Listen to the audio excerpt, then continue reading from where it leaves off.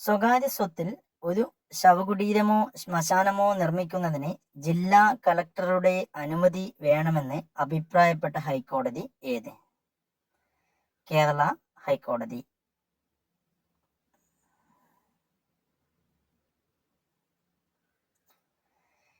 Indian ഭരണഘടനാ ശില്പി doctor BR. അംബേദ്കറിന്റെ ഇന്ത്യയിലെ ഏറ്റവും വലിയ പ്രതിമ സ്ഥാപിച്ചത് എവിടെ?